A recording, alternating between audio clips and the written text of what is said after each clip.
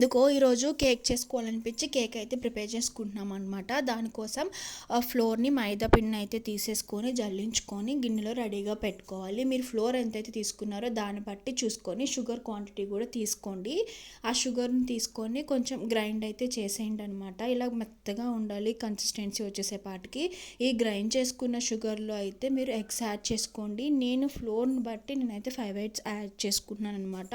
మీరు ఎంతైతే తీసుకుంటారో దాన్ని బట్టి ఎగ్స్ కూడా యాడ్ చేసుకోవాలి, లేకపోతే బాగా ఎగ్ స్మెల్ అయితే వస్తుందన్నమాట. నా దగ్గర వెనీలా ఎసెన్స్ లేదు కాబట్టి నేను యాడ్ చేసుకోలేదు. ఉంటే మీరు యాడ్ చేసుకోండి, ఎగ్ స్మెల్ అనేది రాదనమాట. అది మీ ఇష్టం. తర్వాత కొంచెం బేకింగ్ సోడా కూడా మనం ఆ మైదా పిండి ఫ్లోర్లో వేసేస్తాం కాబట్టి దీంట్లో వేయాల్సిన అవసరం లేదు.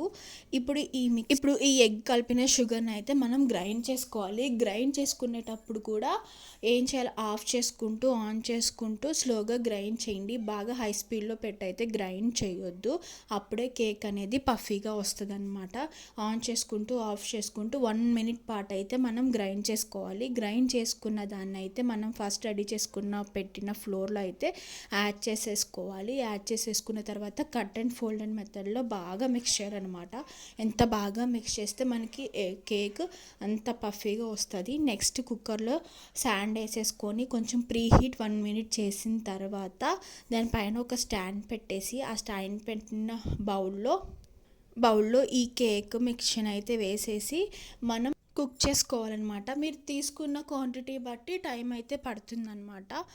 సో ఇలా అయితే నేనైతే కేక్ ప్రిపేర్ చేశాను. కొంచెంసేపు తర్వాత మనం కేక్ ఎలా ఉడికిందో లేదో చూసుకోవటం ఏంటంటే, మనం పైన ఏదన్నా స్టిక్ దూరిపోతే ఆ స్టిక్ కంటుకోకపోతే కేక్ అయితే కంప్లీట్గా ఉడికినట్టు అనమాట.